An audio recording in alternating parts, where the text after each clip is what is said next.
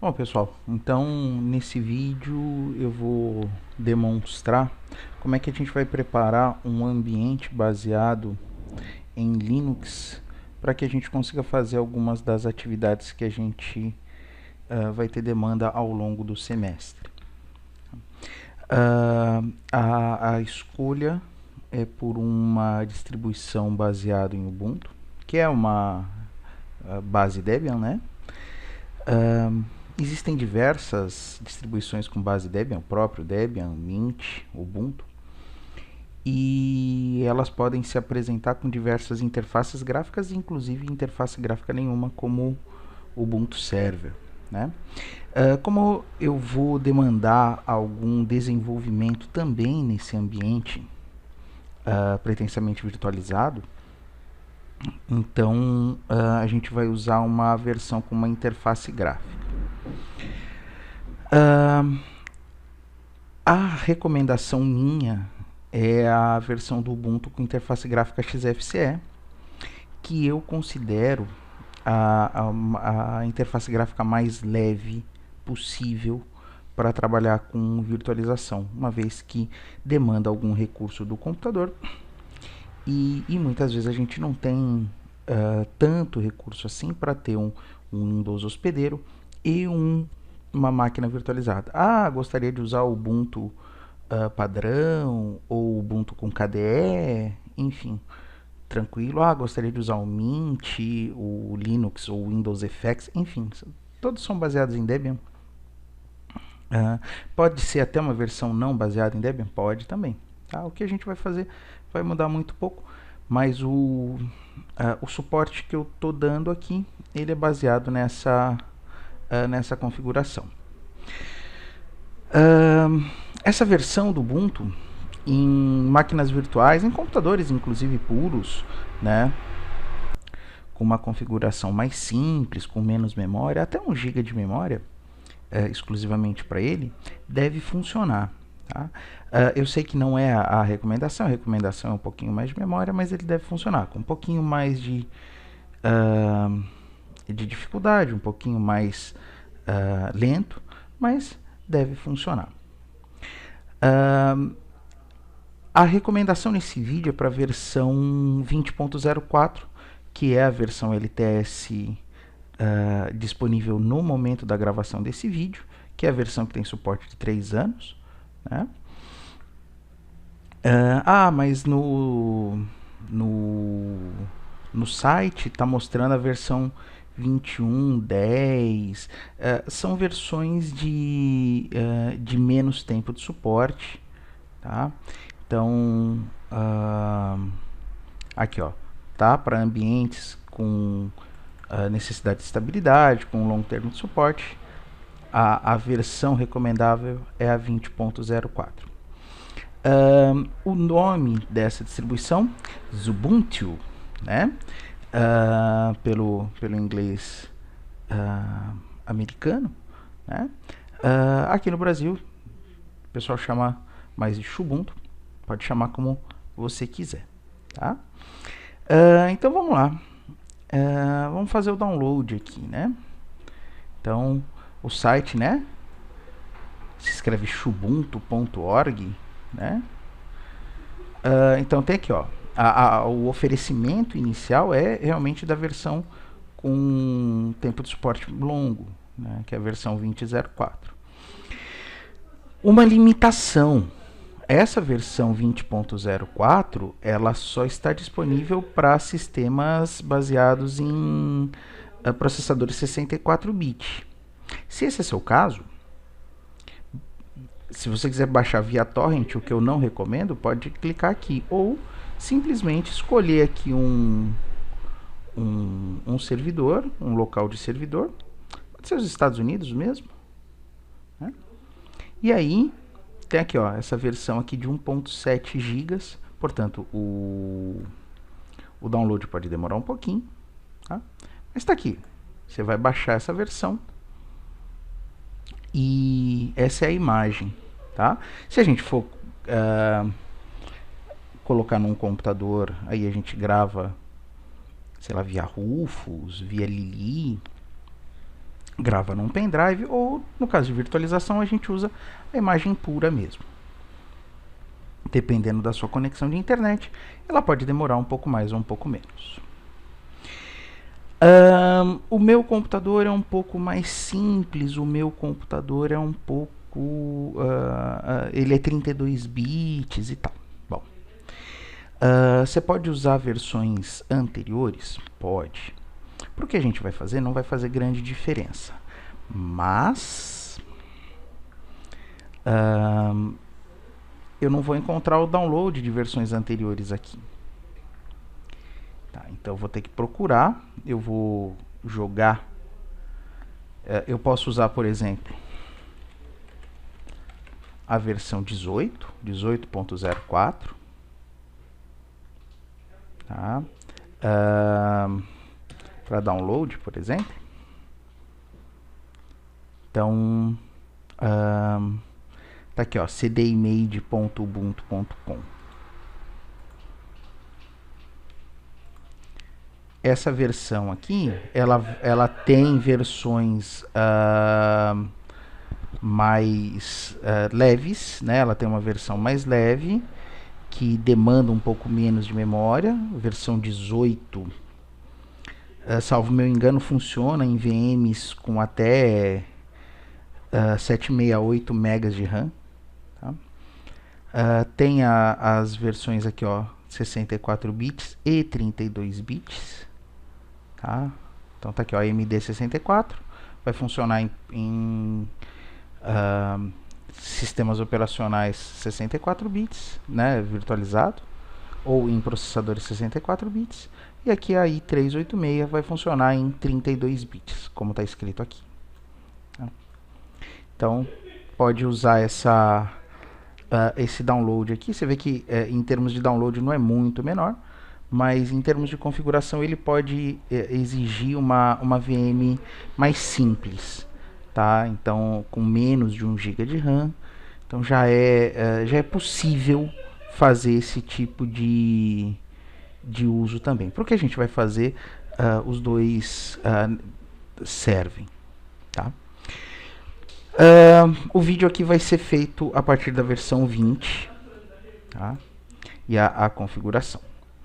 Você pode usar qualquer gerenciador de máquina virtual.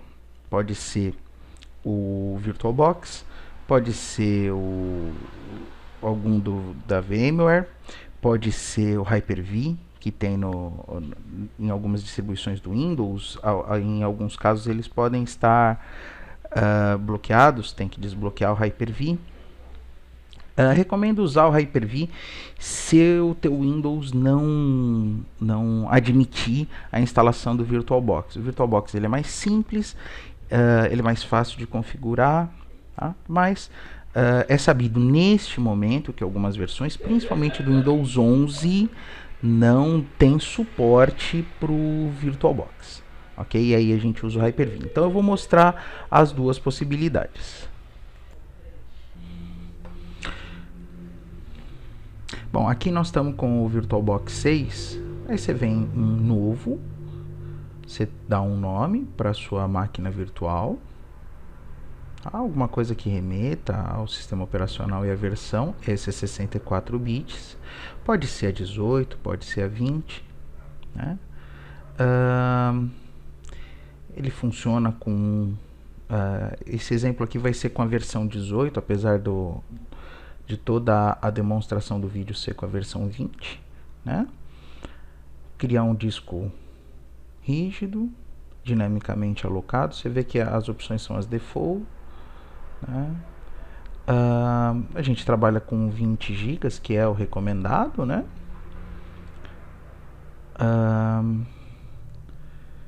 Então, para a versão 18, 1 GB de RAM. Para a versão 20, 2 GB de RAM mais ou menos. Pronto, já está tudo configurado. Poderia ter configurado já a ISO? Poderia, mas eu posso, no caso do VirtualBox, eu posso fazer isso direto na inicialização. Inicializo a VM e aí escolho a ISO, que, como eu falei, pode ser a 18, pode ser a 20. Né? Nesse caso aqui eu estou mostrando 18, mas o resto da instalação a gente vai fazer com a 20. Se for usar, por exemplo, o Hyper-V, então, né, a carinha dele é assim. Né? Vamos lá, vamos criar uma máquina virtual. Né? Então, você pode vir aqui, né? Tem o gerenciador do Hyper-V, tem o seu computador aqui, cada computador tem um nome diferente. Botão direito, novo, máquina virtual.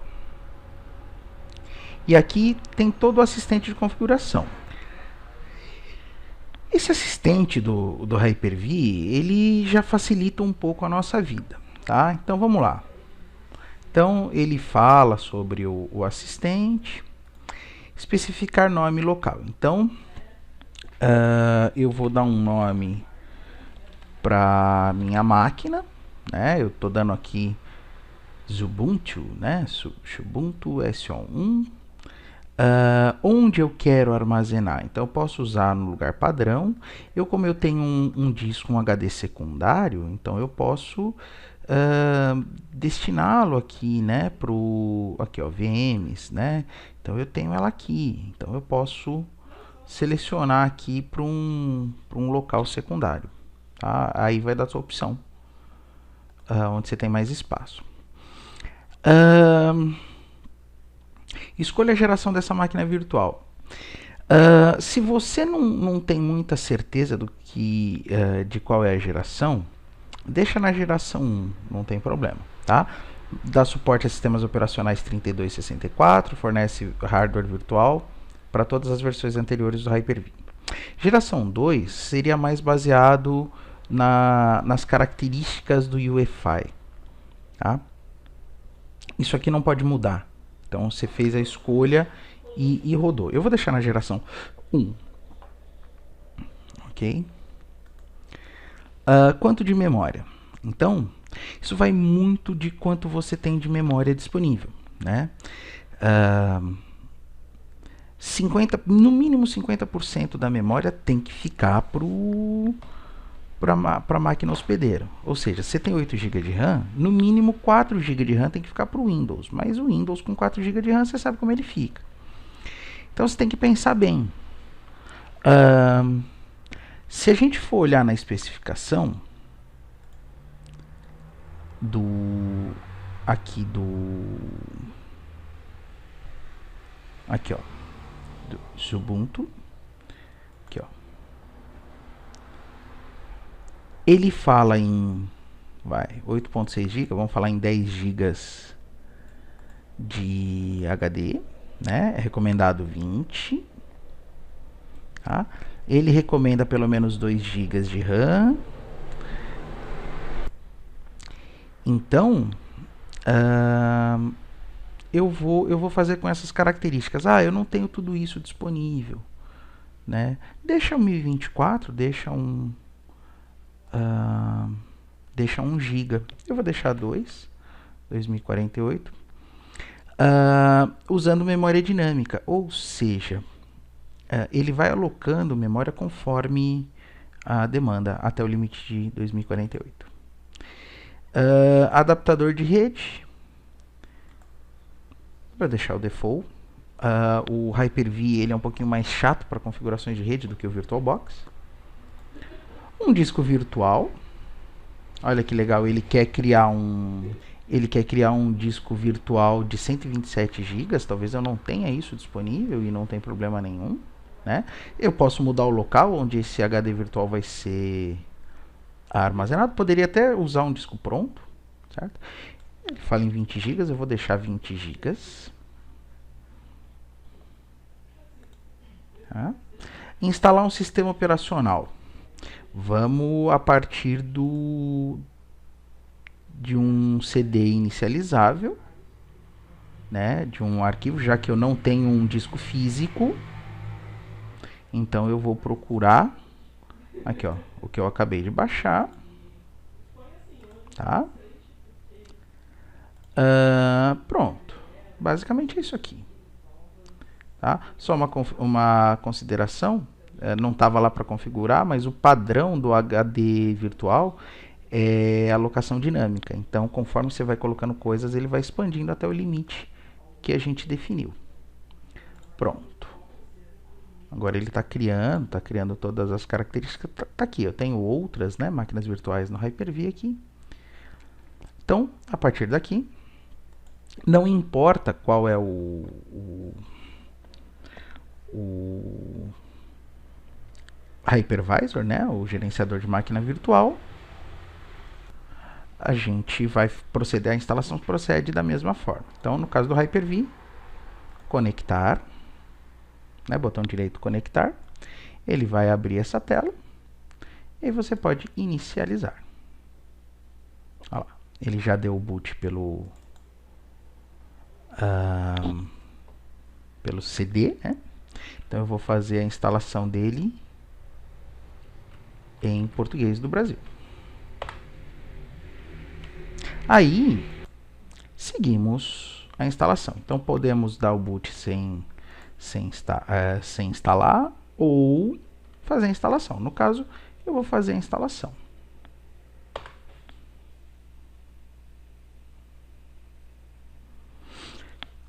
A instalação dele é bastante simples, bastante rápida, né? Ele tem todo um suporte gráfico hoje, né? Hoje e desde as diversas versões. Então, mesmo usuários com menor conhecimento conseguem fazer uma instalação de uma versão Linux como essa. Tá? Então, vamos lá, vamos de português. Né? Aí o teclado, se o teu teclado é aquele teclado com C cedilha, Brasil, né? Como é o caso aqui do meu, né?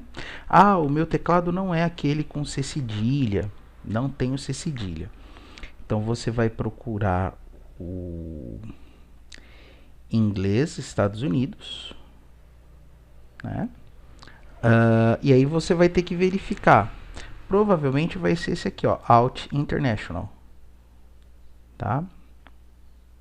Provavelmente. Mas aí você vem aqui e testa, né?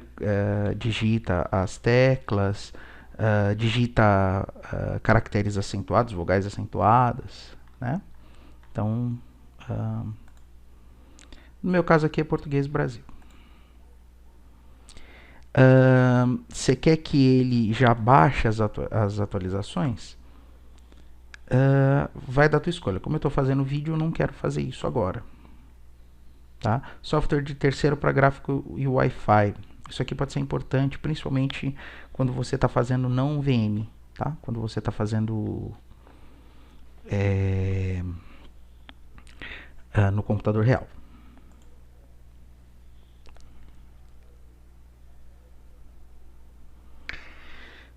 O tipo de instalação, eu já mostrei para vocês como fazer dual boot e tal lá em hardware. Você pode simplesmente apagar o disco e instalar, tudo bem, isso vai funcionar legal. Eu vou aqui na opção avançada, né? Por quê? Porque eu tenho aí um HD de 20 GB. O que eu vou fazer? Eu vou criar uma nova tabela de partição.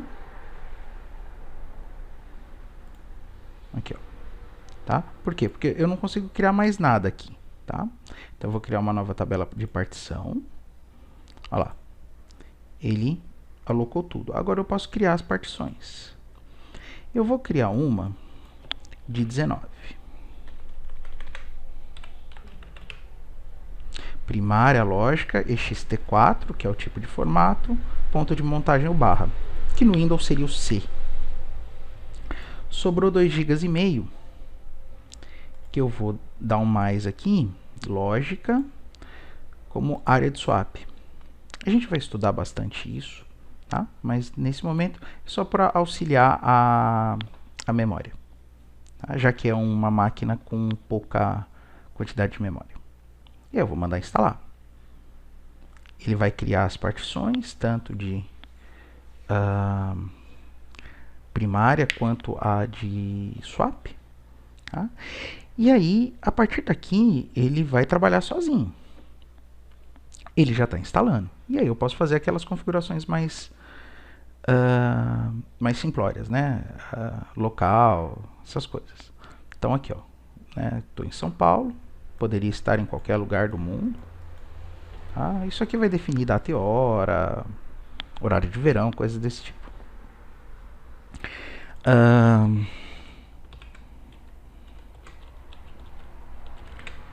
Então, vou criar um nome de usuário. Ele vai criar um nome para o computador, isso é importante. Então tá aqui o meu nome de usuário. Uma senha é obrigatório ter uma senha. Eu posso até fazer e vou fazer com que ele inicie automaticamente, né? Mas eu vou criar uma senha. Eu normalmente, para as VMs, eu coloco 1, 2, 3, 4. Não é uma senha recomendável, mas é uma senha fácil, porque é só para os meus trabalhos. Como sou eu que vou usar e tal, eu vou colocar para iniciar automaticamente. Se é um computador compartilhado e tal, você coloca para solicitar senha para entrar. Você vai ver que ele já está tocando aqui, ó, a instalação. Ele já fez uma boa parte da cópia aqui. Isso também vai variar muito do tipo do disco que você vai estar usando, das configurações que você está usando do seu computador. Mas aqui ele vai trabalhar sozinho.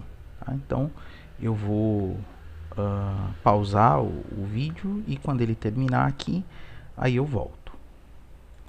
Só para mostrar aqui, ó, a barra de andamento aqui, né? Essa barrinha azul aqui, tá? Algumas coisas ele tá baixando, tá pegando da instalação.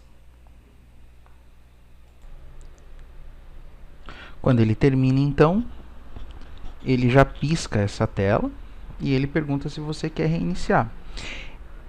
É importante a gente tirar, né, a imagem do CD e tudo mais, né? Então, porque senão ele volta para aquela tela de inicialização. Então aí, dependendo do hypervisor que você está usando, você tem que tirar o CD. Tá? Então, se eu mandar reiniciar agora, ele vai desligar, né, e vai reiniciar. Vamos ver ele desligando aqui.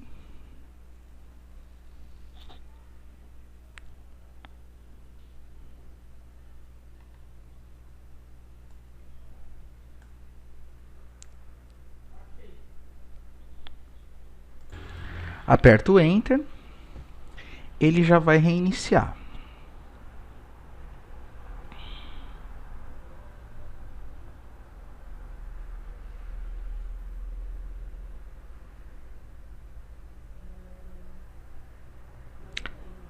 Pronto.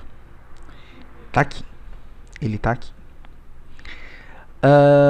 Ele desmontou o CD por conta. Tá aqui.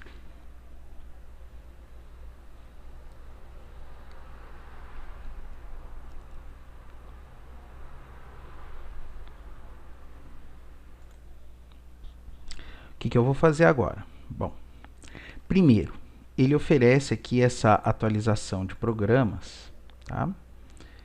400 MB de atualização. Eu vou colocar lembrar mais tarde. O que eu quero agora?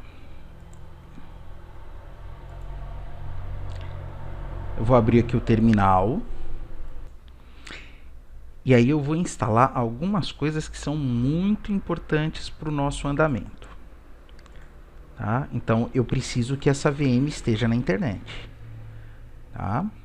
Por isso que eu precisei configurar uma rede e tal. Você vê que aqui, ó. Então a primeira coisa que eu vou fazer é atualizar os repositórios. Então eu vou colocar aqui. Vou até aumentar aqui. Eu vou ampliar um pouquinho a fonte. Tá? Então eu vou digitar assim, apt update. Se eventualmente esse tipo de coisa acontecer, né, tá vendo aqui, ó, permissão negada, significa que eu não tenho permissão de administrador para isso, né? No caso do Windows, normalmente o Windows pergunta, tal, se você quer rodar como administrador. O Linux não me pergunta muito isso. Então eu vou digitar assim, sudo su. E aí ele vai me pedir aquela senha que eu criei lá na instalação, que eu coloquei 1, 2, 3, 4. Olha aqui, ó. O usuário, que era aquele usuário que eu tinha criado aqui, agora é o root, é o administrador. Então agora eu consigo fazer. Eu vou dar um clear, né? E dar um apt update. Olha lá. Ele está localizando os repositórios para eu poder instalar as coisas aqui. E aí ele fala que tem atualização para ser feita, mas nós vamos fazer já já, não tem problema. Porque tem coisa que é bastante importante. Agora, o que eu preciso instalar? A gente vai usar algumas questões de redes. A gente não vai configurar rede, nada disso, isso é lá para a disciplina de redes, mas eu tenho algumas opções que para a gente vão ser muito importantes. Então eu vou digitar assim, ó, apt install -f. -f é porque ele vai instalar. E se tiver alguma dependência, alguma coisa do tipo, ele baixa também. net-tools. E eu vou colocar também o... Vou colocar assim, ó, iputils -ping.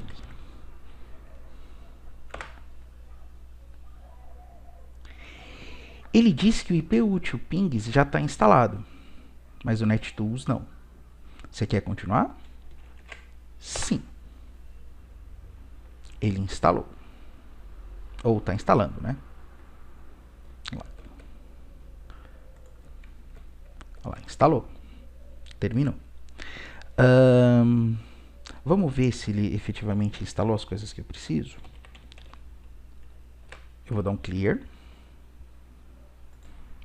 Então, eu vou digitar ifconfig, que é um comando que eu preciso, que a gente vai usar. ifconfig, tá aqui, tá funcionando. Então o NetTools está instalado. Vou dar um clear de novo, para não ficar com a tela muito congestionada. Fazer um ping www.all. Não estou usando nenhuma configuração de ping, só fazer o ping puro, mas está aqui, ó. Tá funcionando. Dá um Ctrl C para ele parar. Beleza. Então, o que a gente vai usar em termos de processos de redes, eu já tenho aqui. Agora, uma coisa que a gente vai usar muito aqui é o Java. Então, vamos instalar o Java. Vamos instalar o OpenJDK, né? A gente vem dando preferência pela instalação do OpenJDK. Então, vamos fazer um apt install. Fazer um "-f".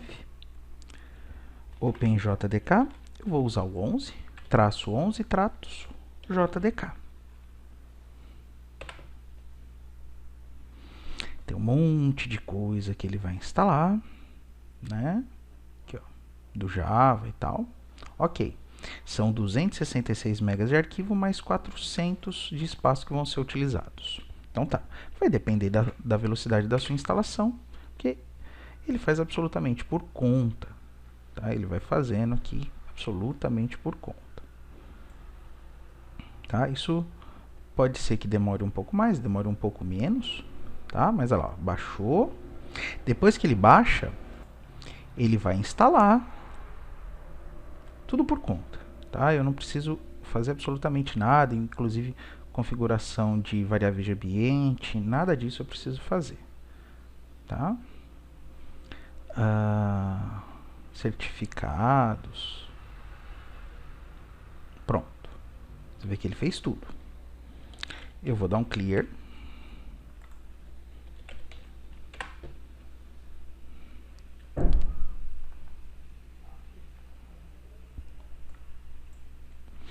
E vou fazer um Java -version. Olha lá. OpenJDK 11.0.13, tá tudo bonitinho. Já tenho o Java instalado aqui. Por fim, eu vou abrir o navegador web, que é o Firefox por padrão. Posso instalar outros? Posso, mas não é tanto a finalidade, tá? Então eu vou fazer o download do Eclipse. Posso baixar a versão que eu quiser? Posso baixar a versão que eu quiser. Aqui, ó. A mais atual é a 2021-12. Tá? Então tá aqui, ó. Download o instalador. Aí ele mostra aqui, né, como fazer isso no Windows, né? Pô, mas nós estamos no Linux, tudo bem. Aceita os cookies. Aí você pode escolher a versão, nós vamos usar esse aqui, Java EE, que já traz tudo que a gente precisa. Eventualmente pasta e já era. Tá? Então tá aqui, ó, download. Então vamos lá, vamos aqui para a página de download, porque o default dele aqui, ó, o default dele é o Windows, né? Então aqui, ó, Linux.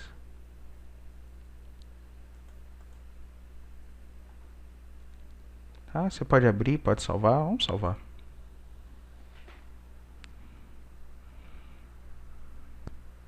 Aqui, ó. Ele já baixou.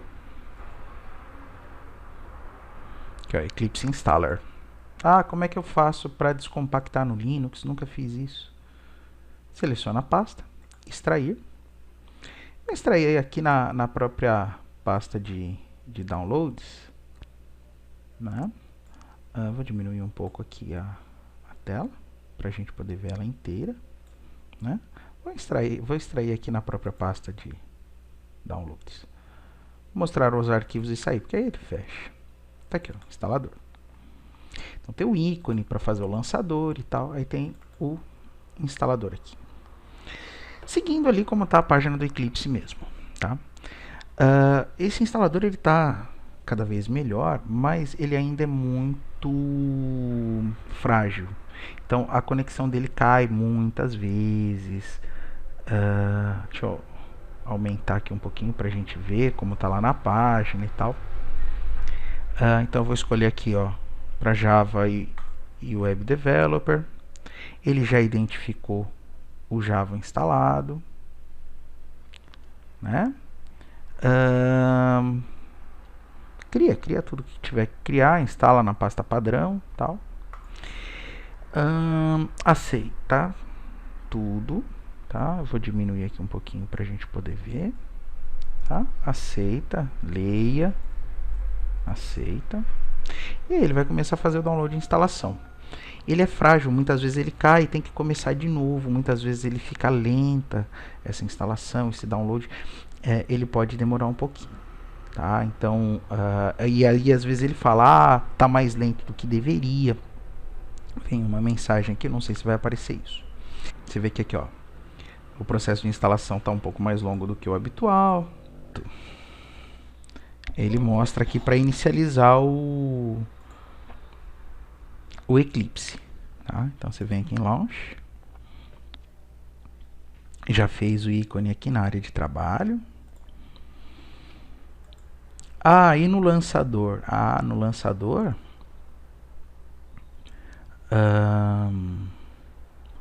vamos ver se a gente... Aqui, ó, outros. Tá aqui, ó. Tá, então... Tem a Workspace, você escolhe. Aí é padrão Eclipse, né? Última versão, tudo bonitinho, sem grandes segredos. Tá aqui, tá? Já com a versão do Java, tudo bonitinho. O que a gente pode fazer aqui é o seguinte, para deixar ele bem redondinho, é fazer aquelas atualizações, né, que estavam sendo necessárias.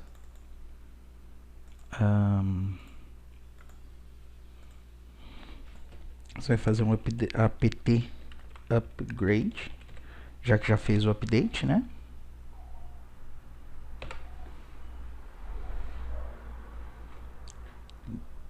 De novo, né?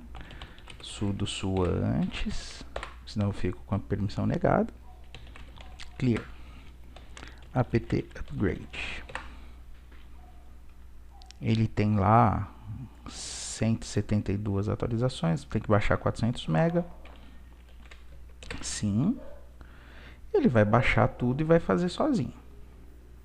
Todas as atualizações que ele precisar fazer. E tudo bem. A gente pausa e assim que ele terminar a gente volta. Ele vai instalar, ó, ele já terminou de baixar. Ele vai instalar o que precisa instalar. Pronto, atualizou. Então agora, tecnicamente, o nosso Linux está pronto para a gente trabalhar. Vou fazer um clear aqui. Já tenho Java, tem o Eclipse, tá atualizado, tem algumas ferramentas que a gente vai usar e outras que eventualmente depois em outras circunstâncias eu vou mostrando para vocês. Agora, alguns podem estranhar o fato da tela não estar 100%. Então, dependendo do hypervisor, a gente faz a configuração. No caso, por exemplo, do Hyper-V, como é que a gente faz essa configuração para ele ficar em full screen? Isso vale exclusivamente para o Hyper-V, aí eu mostro no VirtualBox. Vamos lá. Eu vou dar um clear. Eu tô como root, tá? Isso só funciona como root. O Hyper-V é mais chatinho para fazer isso, tá? No VirtualBox é muito mais simples. Nano. Ou no nosso caso aqui, eu não vou usar o Nano, eu vou usar o Mousepad, que é o bloco de notas dele, que aí você já pega o hábito do arquivo /etc, /default, /groove. Não tem extensão, é um arquivo? Nem todos os arquivos no Linux têm extensão. Aí a gente tem que procurar, vamos ver se eu consigo achar aqui imediatamente a linha que precisa.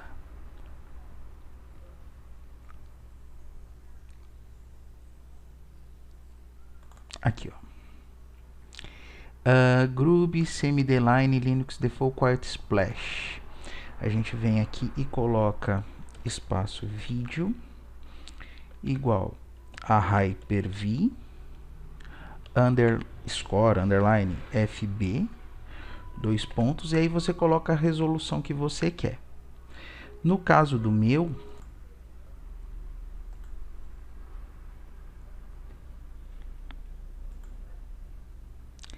é 1280 por 720.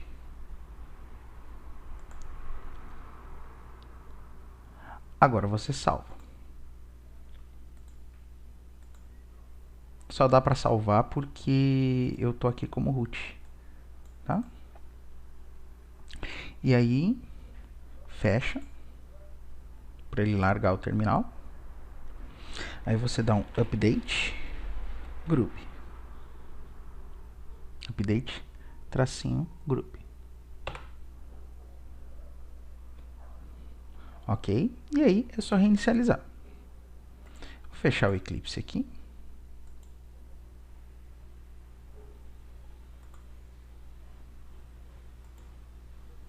Digitar reboot funcionaria. Tá?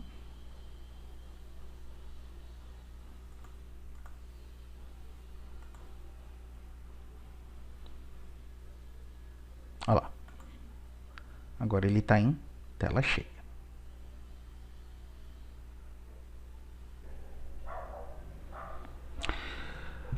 No caso do VirtualBox, para deixar ele com a tela cheia, a gente vai usar uma configuração mais simples. A gente vem em dispositivos, inserir imagem de CD dos adicionais para convidado, que já tem as configurações. Aqui ainda não está atualizado, né? Mas você vai ver que ele vai inserir como se fosse um CD virtual com drivers, com configurações próprias para o VirtualBox. Então é só chamar esse arquivo aqui lá no terminal. Te abre o terminal novamente. Entra como root, né? Localiza o caminho desse CD virtual. CD barra mídia, barra, no caso essa VM chama Leandro, barra VBox. Aí varia da versão também do VirtualBox, né? O caminho. E aí você vai executar aquele arquivo, que é o vbox linux additions.run. Então, se você está em superusuário, é só ponto barra o nome do arquivo. Se ele for um executável, ele já vai inicializar. Então, ele vai instalar drivers de vídeo, vai instalar alguns módulos específicos do VirtualBox. E ele já vai para a tela cheia. Ah, o meu não foi.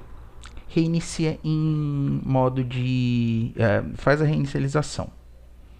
Se ainda assim não for, minimiza e volta o VirtualBox.